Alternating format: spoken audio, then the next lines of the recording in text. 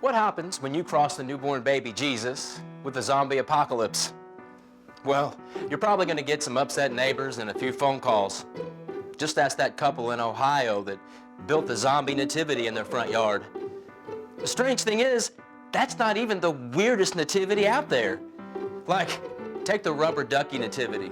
For those who want some Yuletide with their bath time, you can find nativities in just about anything, ranging from cats to Star Wars characters to the millennial version, complete with selfie-taking Mary, hipster Joseph, and the three wise men bearing gifts of Amazon packages.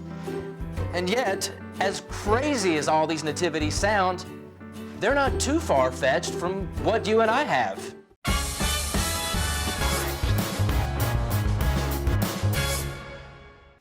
Take this donkey, for example. Chances are, if I asked you, how did Mary get to Bethlehem? You'd say on a donkey. Well, maybe. But she may have also ridden a camel, gone in a cart drawn by an animal, or taken Uber. We really don't know. The one thing we do know is that the Bible tells us Joseph and Mary traveled together from Nazareth to Bethlehem. The Bible does say that Jesus was born in a manger. Well, in reality, back in the days of Bethlehem, they often brought their animals inside the house at night on a lower level. So the most likely scenario is that Jesus was born in the home of a relative on a lower level with the animals. After all, if Joseph was heading back to his hometown, isn't it a bit strange to think that he would have his son born in a stable instead of just hooking up with his Uncle Brian?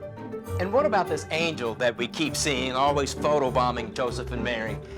Well, the Bible never actually says there was an angel.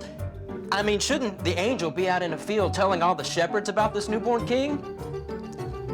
Which brings us to the wise men. How many wise men came to visit Jesus? Well, 3, of course. Maybe. The Bible never actually says how many wise men came to see Jesus. It does say that they brought 3 gifts, but as far as wise men go, there may have been 2, there may have been 20. Maybe they all pitched in on some things. Typical nativity scenes depict the wise men, right along with Joseph and Mary and the shepherds, all looking adoringly at the baby Jesus. We learn in the book of Matthew that Jesus was in a house, and he's a young boy, probably about toddler size. Well, now I'm afraid I've ruined everyone's Christmas.